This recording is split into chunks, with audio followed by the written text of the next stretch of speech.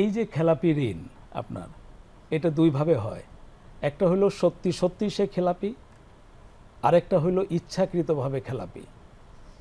তো আমাদের এই দেশে আপনার ইচ্ছাকৃতভাবে খেলাপির তালিকা অনেক বড় হয়েছে আপনার বিগত মানে 15 ইচ্ছাকৃতভাবে বছরে। কেন ঋণ খেলাপি হতে হবে? ইচ্ছাকৃতভাবে খেলাপি হলে এটার তো মধ্যে অনেক কোনো credit সুবিধা আছে কিনা?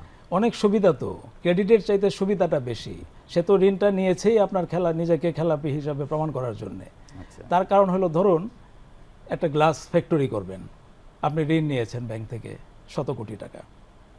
এখন যেই ব্যাংক আপনাকে ঋণ দিল, সেই ব্যাংকের অথরিটি বলেন বা কনসার্ন অফিসার বলেন, যিনি এটা ডিল করলেন, ওনার তো উচিত যে উনি যে ঋণটা নিচ্ছেন কিসের উপরে নিচ্ছেন, এটা কোন জায়গার feasibility উপরে study নিচ্ছেন, থাকা উচিত। ইয়েস, সেটা কি হচ্ছে কিনা।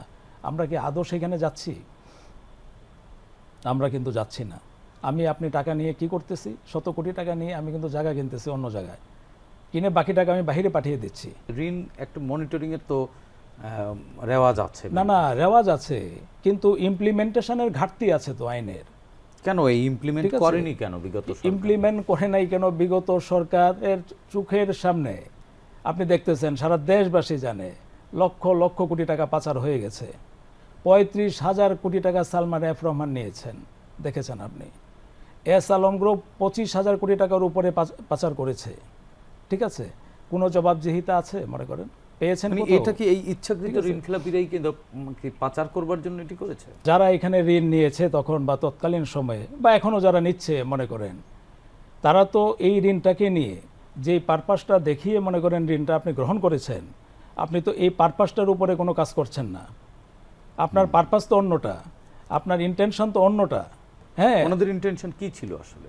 ওনাদের ইন্টেনশন ছিল যারা ঋণ নিয়েছেন আপনার তৎকালীন সময়ে, এদের ব্যাংক অ্যাকাউন্টে আপনি কোনো টাকা পাবেন খুঁজে গিয়ে দেখেন। আপনি যে জায়গা বা যে বাড়ি আপনি মর্টগেজ রেখে আপনি ঋণ নিয়েছেন বা ইন্ডাস্ট্রি করার নামে আপনি যে নিয়েছেন, তো আদৌ তো সেগুলোর উপরে কোনো সুপারভিশন নাই কর্তৃপক্ষের, বা সেন্ট্রাল ব্যাংকের কোনো সুপারভিশন নাই। যার জন্যই তো আজকে ঘরে ঘরে ঋণ খেলাপি। মনে করে ব্যাংক থেকে ঋণ নিলে কোনো সমস্যা নাই, এটা দিতে হবে না, আর এটার কোনো জবাবদিহিতা নাই। ইচ্ছাকৃত ঋণ খেলাপি হলে তার তো আইনি অনেক পদক্ষেপ আছে, আইনের অনেক এর জন্য আইনের জবাবদিহিতারও বিধান আছে এবং মামলা হয়। দেখেন, বা এটি আমাদের দেশে জেল জরিমানা অর্থ পর্যন্ত ঋণ হয়। আইন আছে 2003, এবং সেখানে সময়সীমাও বেঁধে দেওয়া আছে যে আপনাকে এত দিনের ভিতরে এই মামলাটা নিষ্পত্তি করতে হবে। তাও কিন্তু সেটা হচ্ছে না। হয়নি কেন? বিগত 16 বছরে আওয়ামী ফ্যাসিস্টের আমলে যারা যে ঋণগুলো গ্রহণ করেছে, এদের কাছে আইন কোনো বিষয় না, কোর্ট কাচারি আদালত কোনো বিষয় ছিল না, কোনো কিছুই না। কারণটা কি ছিল?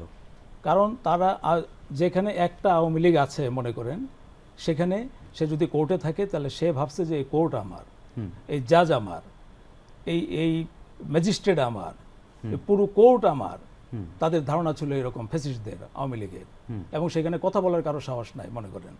আচ্ছা আচ্ছা, এই অবস্থা ছিল। মানে এই বিষয়গুলো তো অনেক সময় আমরা দেখেছি যে সংবাদে চলে এসছে, তারপরে দুই একটা মামলাও আমরা হতে দেখেছি।